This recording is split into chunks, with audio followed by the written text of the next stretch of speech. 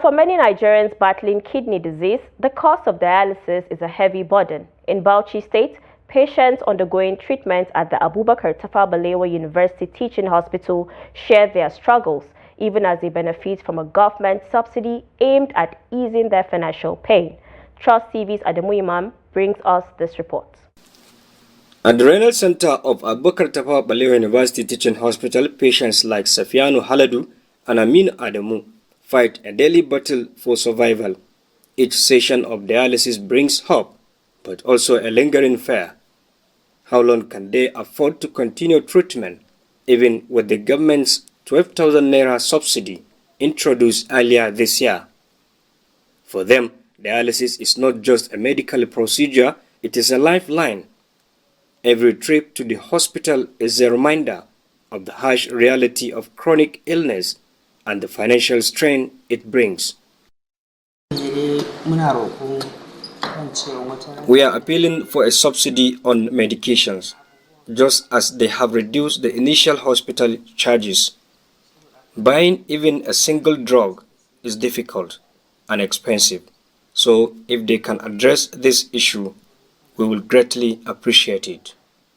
47,000 to 37,000 to 50,000. By now, we are paying 12,000. It's been a welcome development. So we want this, what we like call it, to continue because of the masses that used to come for dialysis. Despite their challenges, the subsidy has provided some relief, even as economic hardship continues to cast a shadow over their health journey. According to Jummai and Azumi, Deputy Manager of the Renal Center, many patients remain grateful for the support, though concerns linger over the sustainability of the initiative.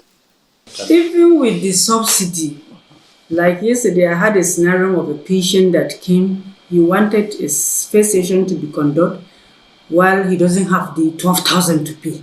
So it's a serious problem. If the government can come to our rescue, at least if they can do it free, like other institutions, Patiskum and Meduguri, they are doing it free to their patients.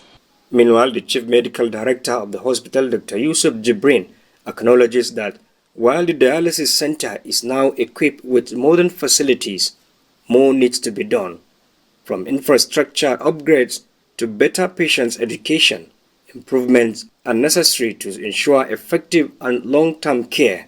Anytime we are going to do dialysis in this hospital, we don't depend on the national grid. We have to own our generator because we don't want to start dialysis and then NEPA will take up the rate. So we depend solely on generators using diesel.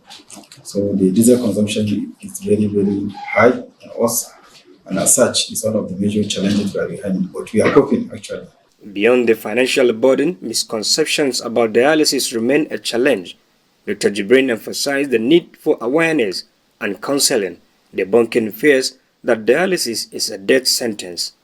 For many, it is a second chance at life, if only they can afford to keep going.